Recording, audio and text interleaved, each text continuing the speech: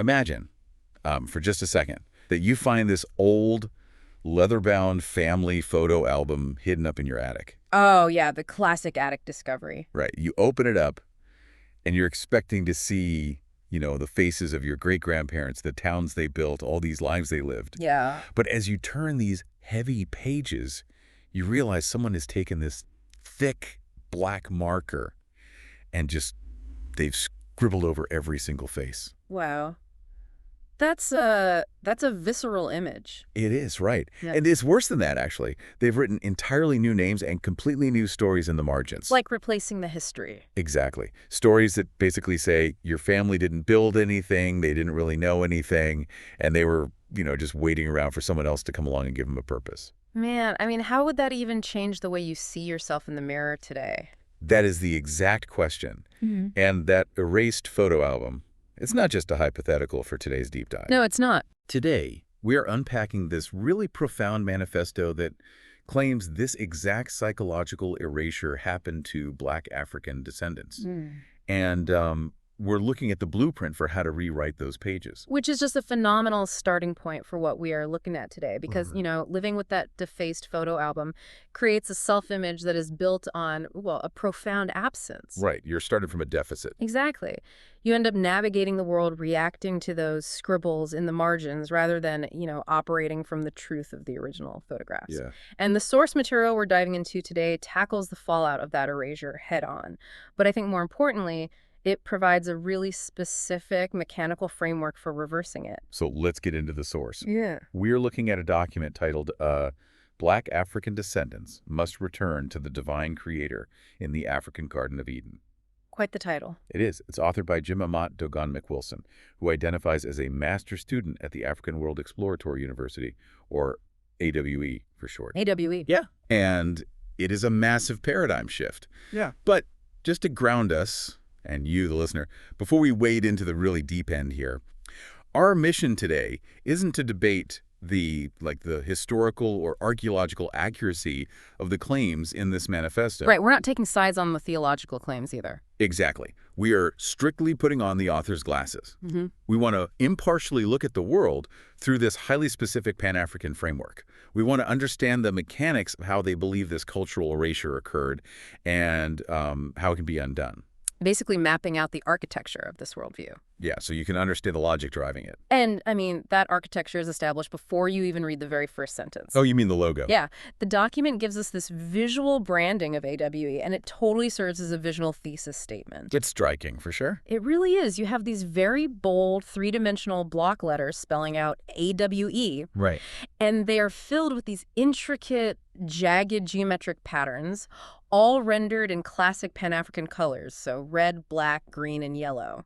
Yeah, and right in the center. Right below the letters, framed inside this oval, is the Ankh, the ancient symbol of life. Which is radiating those same colors against this deep black background. Exactly. I remember looking at that logo, and my immediate reaction was, it feels very deliberate in how it collides these two eras. Oh, absolutely. You have the Ankh, which is arguably one of the oldest recognizable symbols in human history, sitting right next to this 3D block lettering that feels entirely modern. Yeah. Almost industrial, Well, that collision is the point. The Ankh represents eternal life, the breath of life, originating in ancient Kemet, or, what we call Egypt. Right. So by placing that ancient breath of life at the dead center of a very modern logo, surrounded by colors symbolizing the blood, the people, the land of Africa, the author is establishing a mechanical link. Like connecting the past to the present. Yeah, but more than that, it's an assertion that this ancient life force is an active, required ingredient for building a modern future. It's telling the reader, hey, the past isn't dead. It's a technology waiting to be utilized. Which perfectly sets up the very first hurdle the text forces us to jump over. Before the author even talks about ancient empires or spirituality, they demand that we completely change our vocabulary. Yeah, the way we describe the passage of time. Right. They categorically reject the word history. Because of the inherent bias, they refer to it as his story, pointing out how it centers a standard Western framework. Yeah. Instead, they insist on the term our story, or alternatively, a sacred memory story. Sacred memory story. It's so powerful. I really want to pause on that distinction because when I read it, it felt like more than just a clever play on words. It feels like an entirely different epistemology, like a different way of defining what knowledge even is. Oh, 100%. I'm trying to wrap my head around the practical difference here. Like if I read a book about the Roman Empire, that's history. But how does this text define memory? Well, think about history, especially as an academic discipline. It's inherently external, right? Okay, meaning what? Meaning it's a timeline of events, dates, locations, and it's usually codified by the victors or the conquerors. It's outside of you, something you just memorize. Like reading someone else's diary. Exactly.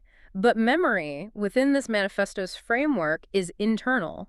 It's lived, biological, and spiritual. Oh, wow. Yeah, when they say sacred memory story, they are moving the narrative out of a dusty textbook and placing it into the living DNA of the descendants. So it's not just a record of facts. Right. It posits that truth isn't just what is written down by foreign observers. Truth is an essence that is carried continuously by the people themselves. So, history is what happens to you, but memory is who you are. That is a brilliant way to put it, yes. History is a record of actions, but memory is a record of identity. Wow. If you control the history, you control the narrative of those actions. But if you can awaken the memory, you restore the original identity. That makes so much sense. So let's look at the very first chapter of that memory, as this text presents it. The origin point. Yeah, because the author locates the origin of this sacred memory story in what they call the African Garden of Eden. Right. And I have to admit, when I first read that phrase, my brain immediately defaulted to the standard Sunday school image. Sure. Two isolated people in a garden. Yeah. I pictured two naive people wandering around a pristine forest, picking fruit, just totally oblivious to the world, waiting to make a mistake. Yeah, waiting for the snake. Right. But the text aggressively pushes back against that specific imagery. It totally deconstructs it. Yeah. The document anchors the Garden of Eden not as some mythological metaphor floating in the clouds, but as a literal physical and spiritual reality situated right on the landmass of Africa. And the inhabitants. They are not described as primitive or naive at all. The author asserts that the first Black African people were divinely created in a state of absolute completeness. They didn't have to evolve into it. Exactly. They were created in knowledge, love, and rhythm with the divine creator. Rhythm with the creator. I am fascinated by the word rhythm there. It's a great word choice. It is, because it suggests a dynamic state. You don't have rhythm when you're standing still. It implies a frequency, a harmonization with a much larger system. It implies they were attuned to the fundamental physics of the universe from day one. The text is very explicit here. These first people were whole, powerful, and complete. Unlike standard models of early humans. Right. Usually we picture early humans fumbling in the dark, barely surviving, taking tens of thousands of years just to figure out how to strike two rocks together. Yeah, the caveman trope. But the author's framework rejects that entirely. It says the original Black Africans were instilled with a spiritual science. They didn't lack anything in spirit, intellect, or material capability. The text actually refers to them as builders, discoverers, and innovators right out of the gate. They were equipped with a divine blueprint for civilization. But here is the detail that really stopped me in my tracks. That's that. The author states that in this original, highly capable African Eden, there were no human rulers. Right. No kings, no queens, no dictators, no presidents. Which, I'm not going to lie, breaks my modern brain a little bit. It's hard to conceptualize. It really is. I'm trying to understand the mechanics of a rulerless society of builders. In our current reality, we equate order with hierarchy. Almost exclusively. Right. We assume that without a centralized authority, without a police force, a judge, a sovereign threatening consequences, we just assume human beings will inherently descend into chaos. Self-interest and chaos. Yeah. How does a society engineer anything, let alone maintain peace, without someone at the top barking orders? Well, to understand that, you have to look at where the authority resides in this framework. Okay. In modern societies, authority is externalized. We surrender power to a state or a monarch, and they use the threat of violence or punishment to enforce order. Right. Laws and jails. But the text argues that in the African Garden of Eden, authority was completely internalized. The society was guided entirely by divine law. I'm struggling with the practical application of that. What happens if, I don't know, someone in this Eden decides they want their neighbor's land? What stops them if there's no king to punish them? So, within this specific worldview, you don't need a king to tell you not to steal because the entire community operates on a shared understanding of cosmic physics. Cosmic physics. Yeah. If you believe that you are in direct rhythm with the creator, then a moral law is basically indistinguishable from a natural law. Ah, I see. Think about gravity. You don't refrain from jumping off a cliff because a king made a law against it. You don't jump because you understand the natural consequence of gravity. You'll fall. Exactly. So in this Edenic state, stealing from a neighbor isn't just a social faux pas, it is a literal disruption of the cosmic balance. It severs your connection to the life source. So the consequence is immediate and spiritual. Yes, it's not mediated by a human judge. That's wild. So the community essentially polices itself through an absolute shared reality of spiritual physics. That's the baseline of this entire philosophy. The original state was complete, autonomous harmony under divine law, utterly free from human subjugation. No one was above anyone else because everyone was directly accountable to the cosmos. And that leads us to the specific operating system that governed this harmony. Because the text doesn't just leave it at divine law as some vague concept. Right, it names it. It introduces the 42 principles of MAT. The 42 principles of MAT. Let's really dig into this because this seems to be the engine driving the entire civilization the author describes. It absolutely is. And when I hear 42 principles, I immediately think of the 10 Commandments, like a list of rigid rules and punishments. But based on how the text frames it, MAET is something entirely different. It is fundamentally different. The 10 Commandments, and honestly Western legal codes in general, are largely prohibitive and punitive. Thou shalt not, right. Right, thou shalt not, followed by an implied or explicit punishment.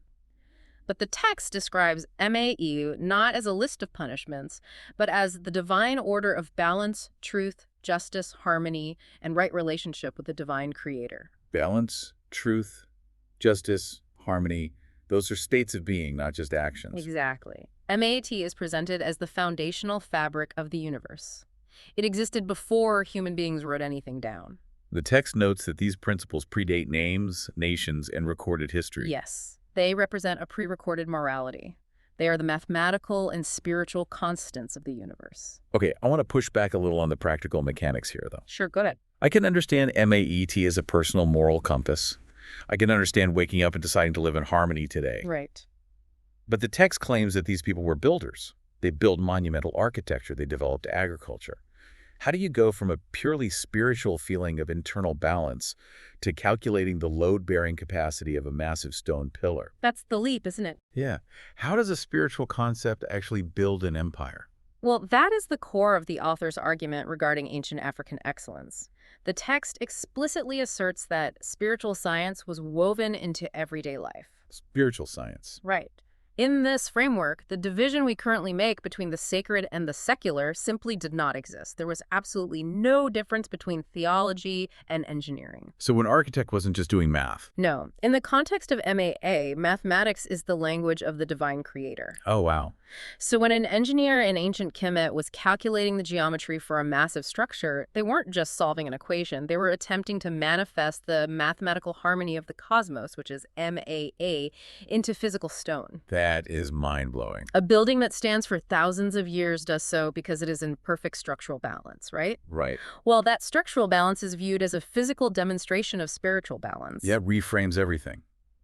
Every act of creation essentially becomes an act of worship. Exactly. Take agriculture, for example. The text mentions them as farmers.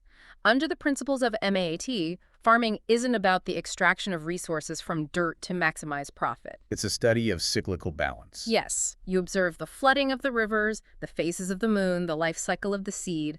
You take only what maintains the harmony of the ecosystem. Because depleting the soil would be a violation of MAT. It would disrupt the rhythm. So this spiritual science dictated their ecological practices, their architecture, their medicine, and their social organization. So if we look at the historical results of this operating system, the text points to a very specific era.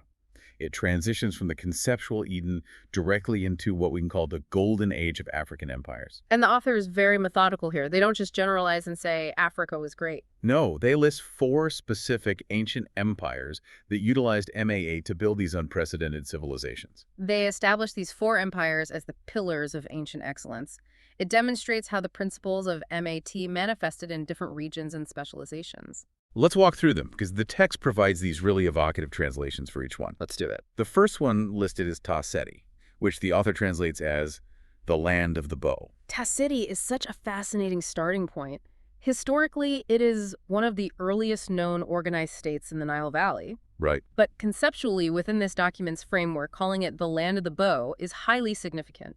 It highlights a mastery of physical forces, early organization, and defense. Think about what a bow actually is, mechanically speaking. Right. It is a tool of tension. You have to understand the flexibility of the wood, the tensile strength of the string, and the physics of potential energy. A functioning bow requires perfect mathematical balance. Which is M-A-A-T. There it is. Precisely. It also demonstrates that this civilization was not passively sitting in a garden waiting to be conquered. Right. They had a military or defense aspect. Yes. They were highly organized, technologically adept for their era, and fully capable of defending their divine inheritance and maintaining their sovereignty. Okay, so that's Ta Seti. The second pillar of the text list is Kush, translated as the land of gold. Kush represents extraordinary economic power, immense resources, and wealth. But, and this is crucial, we have to be careful not to view the land of gold through a modern capitalist lens. Right. Because under MAT, wealth couldn't just be about hoarding capital for the sake of individual power or exploitation. Exactly, because that would violate the principle of balance. You can't have harmony if one person hoards all the resources while the rest of the community starves. No, you can't. So what does gold actually represent in this context? Well, in ancient African spiritual systems, gold is often viewed as the physical manifestation of the sun. It represents incorruptibility, purity, and divine favor. Because it doesn't tarnish. Right. It endures. Therefore, the immense wealth of Kush, according to this narrative, is an outward physical reflection of their internal spiritual richness. Their economic mastery was just another application of spiritual science? Yes. That completely changes the definition of a wealthy society. It really does. Okay, the third empire is probably the most famous, Kemet, which the text translates as the fertile black land. Kemet is where we see the absolute zenith of this synthesis between the spiritual and the material. The fertile black land refers to the rich, life-giving silt deposited by the annual flooding of the Nile River, right? Yes. And in the author's framework, Kemet is the undisputed center of sacred sciences. It's where libraries, universities, and mystery schools flourish. The text points out that they mapped the stars, developed complex medicine, and built monumental architecture that still baffles modern engineers today. And they did this, the text argues, not through trial and error, but by applying the profound principles of MAAT to observation and intellect. So Kemet represents the pinnacle of human capability operating entirely under divine order. Absolutely. Which brings us to the final pillar. Nubia, described as the land of culture and strength. Nubia serves as the anchor here. Culture and strength implies endurance. Okay. I mean, a society can build a massive monument, but if its culture fractures, the society collapses. Nubia represents a civilization that cultivated deep, lasting traditions, profound art, and spiritual resilience.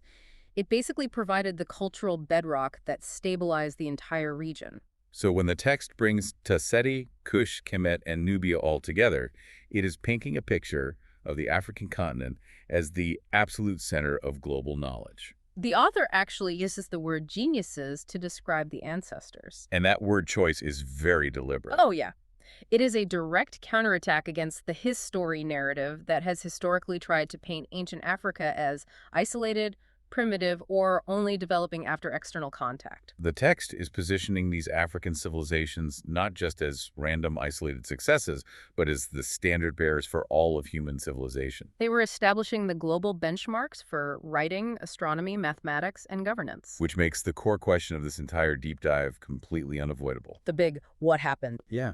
If you have a society that is mathematically precise, spiritually balanced, socially harmonious, operating under MAA, setting the standard for the entire globe, lacking absolutely nothing, what happened? Right. How do you go from the majesty of the fertile black land to the devastation, disenfranchisement, and trauma of the past 5,000 years? Well, this is where the document transitions into its central conflict. It outlines what we can call the Great Disruption. The arrival of foreign invaders. Yes.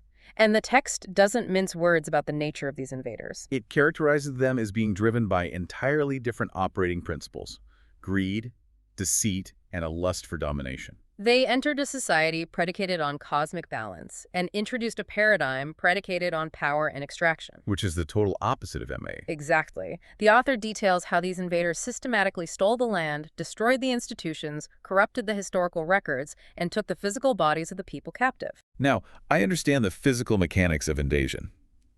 An army shows up with weapons, burns a library, claims a territory, and enforces physical slavery.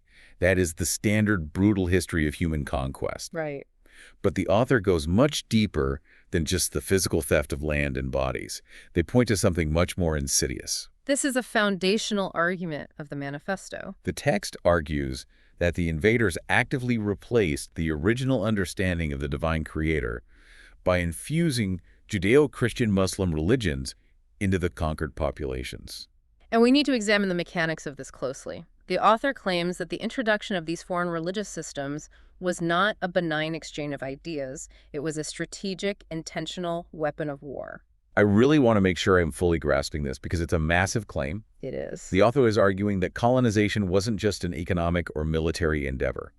They're arguing that the infusion of these religions was an intentional, systemic, psychological operation designed to rewrite the biological and spiritual wiring of an entire population. Yes, exactly. And the text introduces a highly specific clinical term for this process: menticide. Menticide. You look at the suffix incicide, meaning the act of killing or destruction. Homicide, genocide. So this is literally the killing of the mind. The systematic, intentional destruction of a person's mind, worldview, and historical memory. Wow.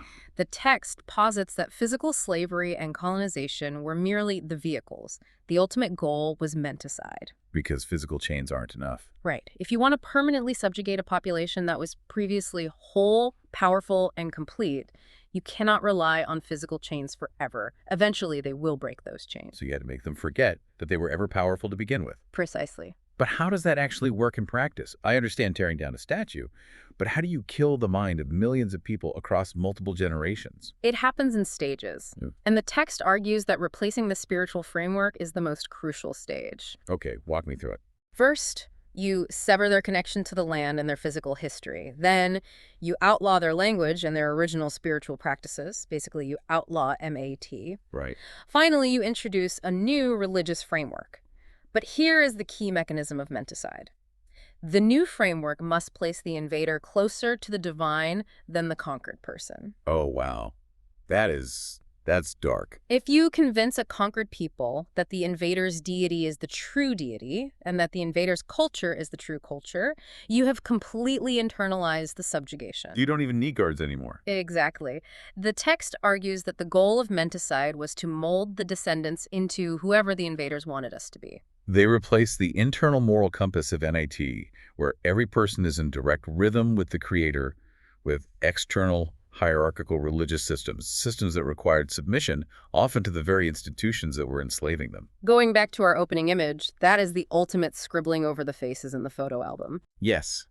It's not enough to steal the house. If you just steal the house, the original owners will always know it's theirs and they'll try to take it back. Brilliant. You have to brainwash the owners into believing they never built the house, that the house was always yours, and that their divine purpose is to be a servant in the basement. Exactly. And once that mental shift occurs, the menticide becomes self-sustaining. How so? Well, the descendants begin teaching the scribbled over photo album to their own children as if it were the absolute truth. They begin operating from a baseline of trauma, believing their history started in chains, rather than operating from the baseline of the African Garden of Eden. The contrast is just jarring. You have the creator's original intent autonomy, wholeness, MAAT, rhythm crashing headlong into the external invasion, deceit, extraction, domination, and menticide. The devastating collision. If you are listening to this and visualizing this timeline, it is really easy to feel a profound sense of despair right now. Oh, absolutely. I mean, if this psychological operation was so systemic, so brutal, and enacted globally over thousands of years, how could the original culture possibly survive? It seems like total erasure would be inevitable. It does seem that way. But the document anticipates that despair, and it responds with a massive pivot. Thank goodness. It categorically rejects the narrative of total victimhood. The author absolutely refuses to define Black African descendants merely as the casualties of history. Instead, the text defines them as profound, almost miraculous survivors with immense agency. Yes, and the author introduces a mechanism for this survival that I find incredibly compelling. They state that the divine seed cannot be destroyed. The divine seed. Yes, the concept of the divine seed is central to understanding the text's theory of resilience. I was trying to think of a way to conceptualize this because standard metaphors feel a bit weak here. We often talk about planting seeds in the ground, but in this context, it feels more like open source code in a computer system. Oh, I like that. Yeah, like the invaders came in and smashed all the physical computers, the empires of Kemet and Kush.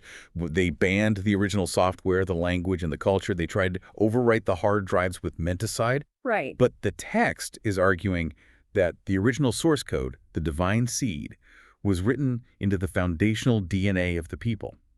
You can destroy the hardware, but you cannot delete the code. That is an excellent way to conceptualize the author's point. Because the code was placed there by the divine creator, it exists on a frequency that human systems like colonization simply cannot access or destroy. They couldn't reach it. No. The invaders could control the physical bodies and they could severely distort the conscious mind, but they could not reach the underlying divine seed. It remained dormant, waiting for the right conditions to reactivate. The text mentions that throughout every era of oppression, the ancestors carried forward fragments of memory, and culture. Fragments, yeah. I picture a shattered mirror. The massive, perfect mirror of Kemet was smashed by the invasion. But if you walk into the room and pick up even the tiniest microscopic shard of that glass, it still reflects the entire room. It still holds the properties of the whole. Exactly. And we can see what those fragments look like in historical practice, too. The text implies that the survival of the culture wasn't an accident, it was active resistance. Oh, give me an example of that. Okay, when enslaved ancestors created complex polyrhythms to communicate across plantations, that wasn't just musical expression. That was a fragment of the original rhythm with the creator, manifesting as survival tech. Wow. When specific agricultural techniques, mourning rituals, or community conflict resolutions survived the transatlantic journey, those were fragments of MAT actively resisting the menticide. They were holding on to the memory, even when the history books, told them they had no memory to hold on to. Exactly. The very fact they endured is presented as proof of their divine origin. Which brings us to the ultimate purpose of this manifesto. The call to action. Right. Recognizing the survival of the divine seed, identifying these fragments of the mirror, it naturally leads to the most urgent question in the text. What are modern descendants supposed to do with this information today? How does understanding this ancient framework heal the ongoing effects of menticide in the present? And the author is uncompromising on this point. They state that partial measures, or trying to gently integrate into the systems built by the invaders, will not work. Because the damage of menticide was total and profound, the solution must be equally profound. The text calls for a revolutionary mind-altering experience of the spirit, mind, and soul. That phrase, revolutionary mind-altering experience, is the pivot point from historical analysis to modern application. I want to break that down into practical terms, because an ontological shift is a really heavy philosophical concept. It is. How exactly does reclaiming a narrative about the past act as a mind-altering experience that heals psychological trauma today? Like, if someone realizes their ancestors built Kemet, how does that practically change their life on a Tuesday morning? Well, it alters the baseline of reality. If you suffer from menticide, your psychological foundation is built on trauma. Right. If you believe your story begins with slavery, colonization, and subjugation, your entire self-image is reactive. You are constantly trying to prove your worth within a system designed to diminish you. Your mind is operating within the parameters set by the invaders. Exactly. You are trying to find a comfortable room in the basement of a house you don't know you own. That's exactly it. But the text explains that the revolutionary mind-altering experience occurs the moment you remember your origin in the cradle of civilization. When you fully accept the sacred memory story that your starting point was the holistic perfection of the African Garden of Eden, it instantly neutralizes the brainwashing. Because it shifts the self-image from trauma to triumph. Precisely. You stop defining yourself by what was done to you over the past 5,000 years, and you start defining yourself by what you originally built. When you realize that your ancestors mapped the stars and utilized the principles of MAAT, you are no longer a victim seeking validation. You realize you are the heir to a divine legacy, and your only task is to return to your rightful state of balance. Spiritual restoration, in this framework, is the exact and specific antidote to systemic menticide. It's taking the marker and meticulously cleaning the scribbles off the family photos until the original faces shine through. That's beautiful. And the text doesn't leave this healing strictly in the realm of the theoretical or the spiritual either. It provides very tangible modern applications. It lists specific ways the descendants are instructed to enact this reclamation today. Let's look at how the author envisions the principles of MAAT shaping modern reality, starting with their call to pursue education and economic power. Now, in the context of standard Western society, pursuing education and economics is often about individual advancement, right? Yeah. Climbing the corporate ladder, accumulating personal wealth. Yeah, getting ahead. But through the lens of this text, pursuing education and economic power is a reclamation of ancestral inheritance.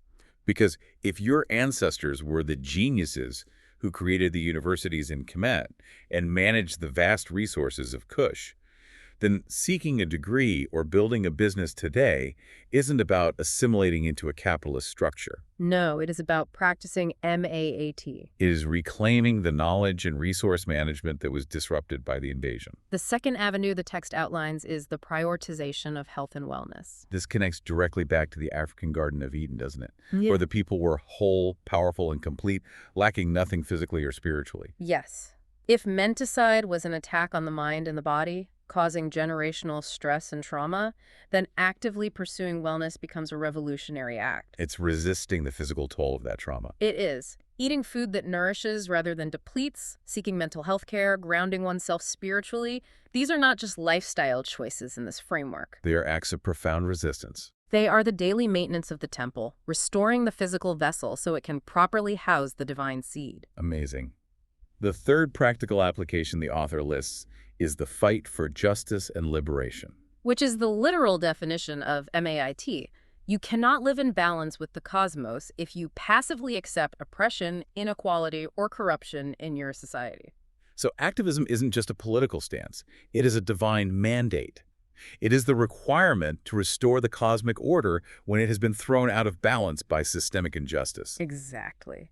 And finally, the text calls for the building of Pan-African unity. Taking all those scattered fragments of the shattered mirror and intentionally bringing them back together. Uniting the descendants across the globe, overcoming the artificial borders and cultural divisions imposed by the invaders. Because beneath those divisions, they all share the exact same indestructible divine seed. Through these applications, the text underscores a very powerful, triumphant vision for the future. The author declares that the descendants must view themselves as victors, not victims. They foresee a global reclamation, where Black African descendants rise again, not as conquerors, but as teachers, healers, builders, and leaders, just as they were in the beginning. But there is a crucial condition attached to this future, isn't there? Yeah, the text is highly specific about how this reclaimed power is to be wielded. Yes. The author states that this glorious future is assured, but only on the condition that they honor the divine creator and recognize that no other humans are superior to them, nor are they superior to others. It is a return to the original mechanism of the garden, complete autonomy under divine law. Exactly. The text warns against replicating the behavior of the invaders. Right. The goal is not to seize the reins of domination and become the new oppressors. The goal is to achieve, succeed, and build, but to ensure the glory goes to the creator, not to human ego. It ensures that the descendants remain the guardians of MAAT, maintaining the balance of the world rather than dominating it. The scope of what we've unpacked today is just massive. We started by dismantling the concept of his story and exploring the epistemology of a living, sacred memory story. We looked at the profound implications of an African Garden of Eden, a society of builders and innovators functioning in perfect cosmic rhythm. Guided not by human rulers, but by the internalized authority of divine law. And we examined how the 42 principles of MAT served as the spiritual science that engineered the golden age of ancient African empires, manifesting in the defensive tension of Tasseti, the enduring wealth of Kush, the monumental genius of Kemet, and the cultural bedrock of Nubia. We confronted the brutal mechanics of the Great Disruption, dissecting how physical invasion was coupled with the psychological weapon of menticide, that intentional erasure of identity through the infusion of foreign narratives. But we also traced the survival of the indestructible divine seed, the the foundational code that carried fragments of MAT through centuries of oppression. leading to the text's ultimate demand for a revolutionary, mind-altering reclamation. A reclamation that practically manifests today through the pursuit of education, economic power, wellness, justice, and Pan-African unity. It is a comprehensive blueprint for taking a fractured, traumatized identity, wiping away the scribbles, and rebuilding it on a foundation of divine balance. It really is. As we conclude our exploration of this manifesto, I want to leave the listener with a final thought to ponder, a question that pushes the boundaries of everything we've discussed today. Please. If human identity and potential are entirely constrained by the memories we are taught to hold, what happens to the trajectory of the world when an entire global community decides to intentionally change the memory they pull from? If a mind can be systematically destroyed by a false history, could the simple, radical act of remembering a different past be the most revolutionary technology we possess for shaping the future? That is the question we leave you with today. Keep questioning the narratives presented to you. Keep exploring the roots of your own history, and keep connecting the dots in your own life. Until next time.